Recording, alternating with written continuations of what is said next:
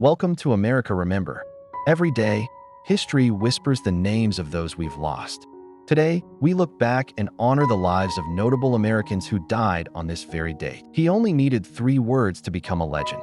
Come on down. For millions of Americans, those words weren't just a phrase. They were a call to joy, a signal that the fun was about to begin. And behind those words was a man named Rod Roddy. Rod Roddy was born on September 28, 1937, in Fort Worth, Texas. From a young age, he was drawn to radio and voices. He loved how the right tone could excite, entertain, or move people. That passion led him into radio, where he began his career as a DJ. Listeners were hooked, not just by his energy, but by his warmth. In the 1980s, Rod stepped into television, becoming the announcer for the game show Press Your Luck.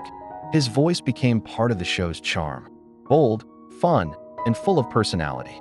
But his greatest moment came in 1986, when he became the official announcer for The Price is Right. Each day, Rod's booming introduction, "Come on down, you're the next contestant on The Price is Right," brought joy to living rooms across the country. Rod wasn't just a voice, he was a presence. Famous for his colorful tie silk jackets, he lit up the stage even though he was rarely seen. He once said, "I want people to smile when they see me." And they did. But behind the laughter, Rod faced serious health challenges. In 2001, he was diagnosed with colon cancer. Later, he also battled male breast cancer, a rare but deadly illness.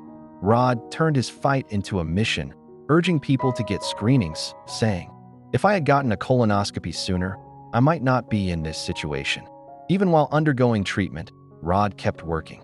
His voice remained strong. His spirit never faded. On June 28, 2003, Rod Roddy passed away at the age of 66.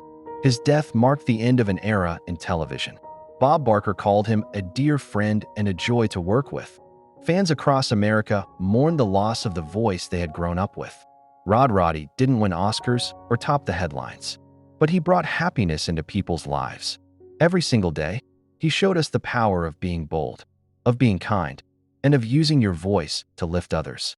We remember Rod Roddy, the voice that made us smile, the man who made daytime TV unforgettable, and the spirit that still echoes with one simple phrase. Come on down. This is America Remember. In the world of justice, some voices echo louder than others, not because they shout, but because they stand, firm, fearless, and fair. One such voice belonged to James B. McMillan, a federal judge who changed the course of American education, a man who didn't seek the spotlight, but found it anyway by standing up for what was right. Born in 1916 in North Carolina, James B. McMillan grew up in the segregated South. He witnessed firsthand a world divided by race, by power, and by injustice. After serving in World War II and earning his law degree, McMillan practiced law in Charlotte, North Carolina.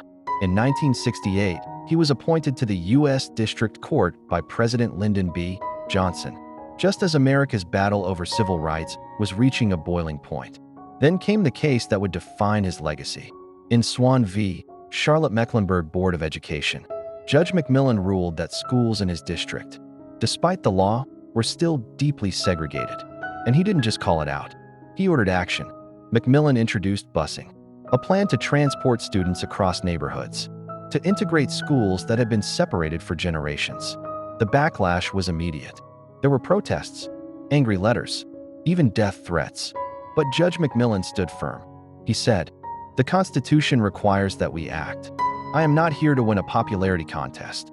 His ruling was later upheld by the U.S. Supreme Court, making it one of the most important civil rights decisions in education. Through it all, McMillan remained calm, steady, and committed to justice. He believed the courtroom was not a place for politics, but for fairness. Even in later years, when newer cases came to his bench, his commitment to the Constitution never wavered. He was known for being thoughtful, courageous, and most of all, independent. On June 28, 1995, James B. McMillan passed away at the age of 78.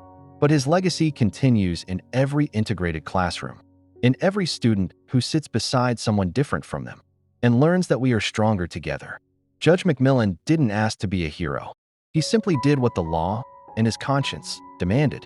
He reminded us that justice is not always easy, that doing the right thing is often unpopular, but that one person with integrity and courage can change the future for millions.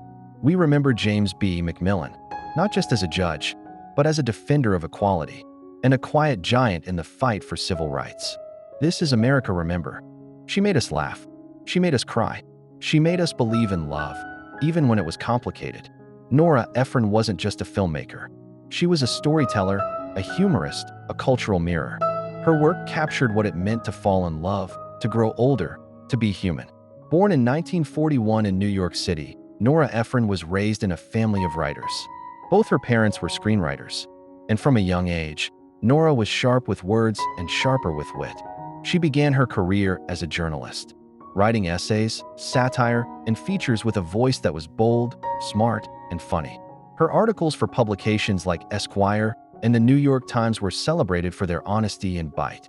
But Nora didn't stop with journalism. She moved into screenwriting, and in 1983, she wrote Silkwood, a powerful drama starring Meryl Streep, earning her an Oscar nomination.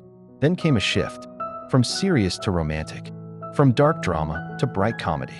In 1989, she wrote the film that would define a genre, When Harry Met Sally, with witty dialogue, unforgettable characters, and that famous diner scene. The movie became a cultural landmark. People didn't just watch it. They quoted it, studied it, and felt seen by it. Nora had a gift. She could take the everyday struggles of relationships, the quiet pain of heartbreak, and the magic of unexpected love, and turn them into cinema that felt real. As a director, she brought her own scripts to life. Films like Sleepless in Seattle and You've Got Mail weren't just box office hits. They were comfort food for the soul. Her heroines were smart, flawed, funny, just like real women. Her men were thoughtful, awkward, emotional, just like real people. Beyond film, Nora was also an author. Books like I Feel Bad About My Neck explored aging, body image, and womanhood with brutal honesty and humor. She wasn't afraid to say what others were thinking, and she always made you laugh while doing it. Nora Ephron passed away on June 26, 2012, at the age of 71, after a private battle with leukemia. The world was stunned. Many didn't even know she was sick, because Nora lived life on her terms, with dignity and grace. After her death, tributes poured in from fans, actors, writers, and directors. Meryl Streep called her unsparingly honest and incredibly generous. Tom Hanks said, "She was a gift to this world." And she was. Nora Ephron taught us that love is messy, that life is funny, that stories matter. She showed us that the best endings are the ones with hope, even if the path is full of heartbreak. We remember Nora Ephron, a woman of words, wisdom, and wit, a filmmaker who told the truth and made it beautiful. This is America Remember.